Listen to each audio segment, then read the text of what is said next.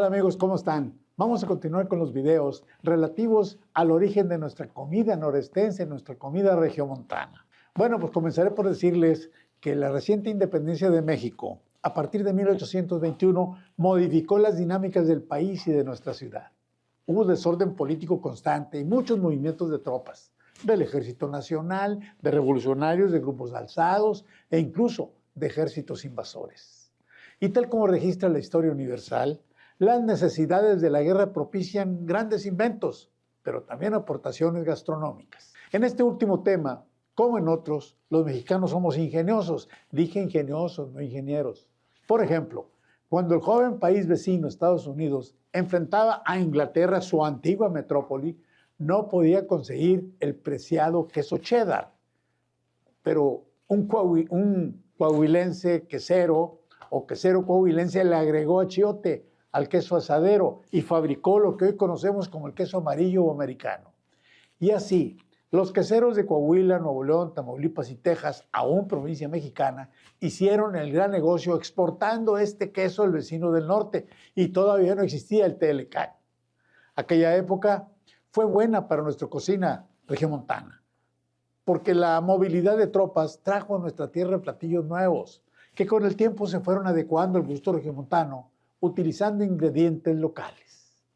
En la parte comercial, las comideras, que ya hablamos de ellas, fueron ampliando su cobertura, de vender sus productos cerca de las milpas, de las minas y las salidas de la ciudad, se fueron acercando al Parián, es decir, al mercado en Juárez y Padre Mier, y a los improvisados cuarteles militares, como el Hospital Nuevo, hoy Colegio Civil, a la Ciudadela, donde está el Teatro Calderón de Juárez y Tapia, y a los campamentos militares colocados en los caminos. A soldados del centro del país les debemos los pucheros o caldos de carnero o res, guisados en un recaudo de chile, tomate, cebolla, ajo y especies.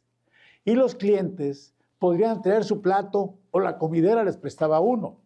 Los pucheros se acompañaban con tortillas porque en esa época el arroz casi desapareció debido a que Filipinas le fue leal a España y dejó de comerciar con México. No solamente no se incorporó a la monarquía mexicana, sino que dejó de comerciar con México al grado tal que ni la nao de China llegaba a Acapulco.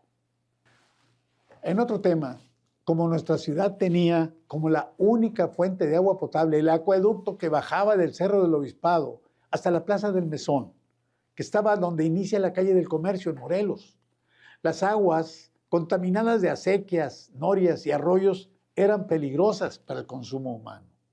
Y por las calles deambulaban carretones con cántaros de aguas frescas potables, de nísperos, tunas, moras silvestres y otros frutos de la región.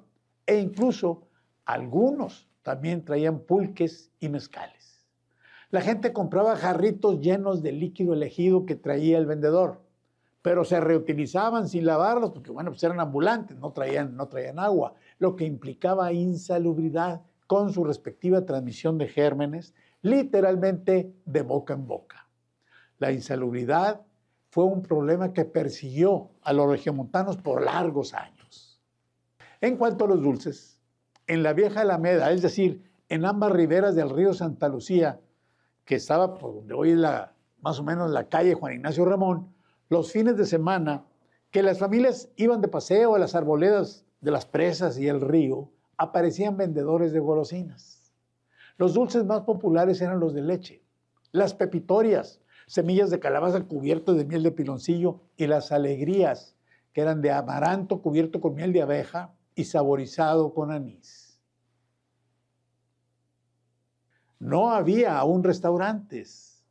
Los oficiales militares y enviados del gobierno, así como los visitantes a la ciudad, se hospedaban en el famoso Mesón de San Carlos, que fue inaugurado entre 1795 y 1800. Frente a la Plaza del Mesón estaba, al inicio de la calle del Comercio, hoy Morelos, que ya platicamos, donde llegaban las diligencias y convoyes con pasajeros y carga comercial. Era un lugar donde abundaban, desde luego, las comideras.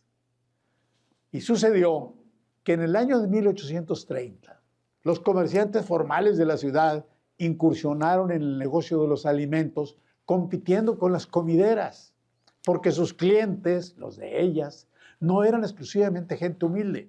Cualquiera con hambre era un posible comensal, a pesar de la incomodidad al comer de pie o en cuclillas recargado en la pared. Esta competencia entre comerciantes formales y las comideras nos dejó de herencia que ahora en los grandes almacenes actuales se venden comidas calientes por litros en envase de plástico para llevar. Y de las comideras nos quedaron o nos heredó los puestos semifijos que venden mariscos, tacos, tortas y hamburguesas en la calle. En ese año del 1830 aparecieron las fondas, que eran pequeños mesones donde se comía en una barra o en mesas. Su menú era de acuerdo a lo cosechado en la temporada. Los platos eran cocinados con tomate, papa, zanahoria o calabaza. Los desayunos eran huevos en varias presentaciones con frijoles y tortillas, similar al que todavía desayunamos nosotros. Al mediodía había guisos de asado de puerco, cortadillo, caldos de ave, guajolote o pollo, pero frijoles y salsas no faltaban. Por la noche había tacos, gorditas o tamales, aunque fueron traídos por los tlaxcaltecas junto con el maíz y los hacían ya tipo norteños, delgados, con un poco de guiso de pollo, de puerco o de frijoles, incluso hasta de dulce. Y pronto las mayores ventas o vendimias de tamales serían en la villa de Nuestra Señora de Guadalupe de Orcasitas, en Cadereyta y en lo que ahora es Juárez, Nuevo León. Para 1838 ya teníamos registradas algunas panaderías que vendían pan salado, llamado pan francés, pan de pobre, pan bajo, o de dulce, pan de dulce con nata, alguna conserva o con piloncillo y nuez, estilo Tlaxcala, hoy semitas. Claro, nada que pudiera clasificarse como pastelería. Con la Guerra de Texas, de 1836 al 46, aumentó el paso de tropas nacionales por la ciudad. Y con ellas llegaron de Zacatecas las enchiladas rellenas de queso o mineras, rellenas de papa y de zanahoria, pero también las rellenas de pollo.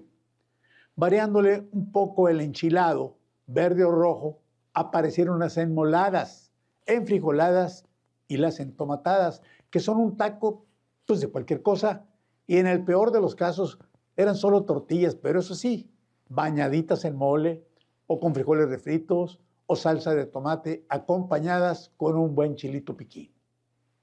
Las comideras atendían a trabajadores y soldados, pero también a familias humildes y a la sociedad en general, porque cuando escaseaba la leña o los alimentos resultaba más práctico y económico comprarles un guiso para la familia y un puño de tortillas para librar el día.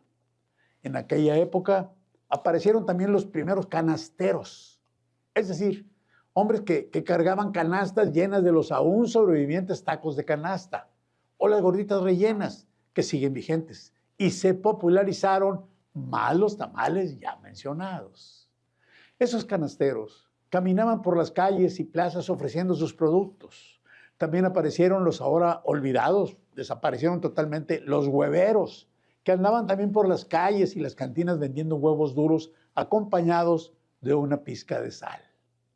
En principio eran botana en las cantinas y una forma económica de matar el hambre en una economía local empobrecida por la guerra. Amigas y amigos, el tiempo es finito aquí en la televisión y tenemos que hacer un corte y los esperamos en la próxima ocasión para continuar con este relato de las comidas, el origen de las comidas regiomontanas.